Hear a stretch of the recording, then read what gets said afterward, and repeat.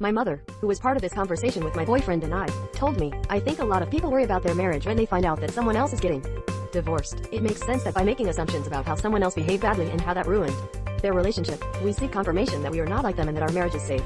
Freedom told me fear has encouraged you to condemn yourself and insult you for the failure of your relationship. I'm not here to convince you that you haven't failed. I wonder if fear has knocked on your door. If so, be sure to seek freedom. As I stopped inviting him, but I still opened the door, greeted him, and offered him a place on my porch. Until one day, I approached my door and stood next to the fear. I noticed freedom as your fear told me it was like a car mechanic with a car he couldn't drive, or like a bankrupt financial investor, or like a real estate agent with his own home on the market for a year and more.